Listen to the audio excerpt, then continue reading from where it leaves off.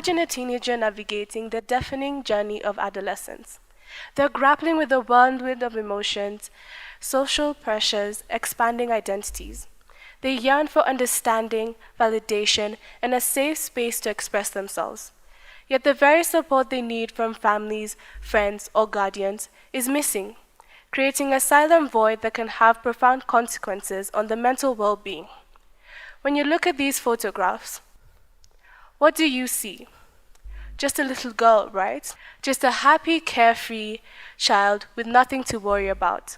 At 4, her days are filled with innocent laughter, playing and dreaming, each moment untouched by the weight of the world.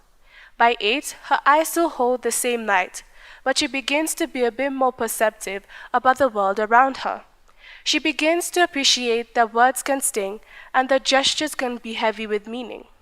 At 16, she begins to question everything she once took for granted: her home, her friends, her sense of self. She feels deeply but doesn't yet have the words to explain them. She learns to keep her feelings to herself, to smile, to act as if all is well. It's natural that the girl in this photograph, like many other teenagers, begin to build walls, hiding the true feelings behind the sweet smile they once wore in their early years. So, should this be the trajectory that every teenager should go through?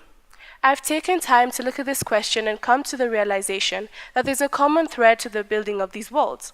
For example, lack of open communication can lead to bottled up emotions, isolation, and a sense of not being heard. This stems from fearing judgment, dismissal, or a lack of understanding. Sadly, if this goes unchecked, serious repercussions like mental health may follow.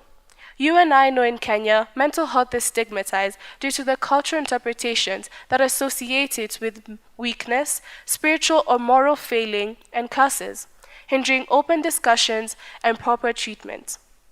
Additionally, teenagers need significant emotional support to achieve their goals, despite the physical needs being met by parents or guardians. Emotional needs often go neglected due to the busy schedule of adults who work to meet their physical needs. What about the questions of independence and boundaries? It is a paradox that teens often seek freedom, but a life without boundaries can be very challenging. Teenagers need boundaries in place to develop autonomy and independence.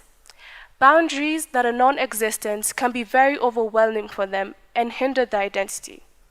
Recognizing these gaps in communications and setting clear boundaries can create a supportive environment for teenagers at home.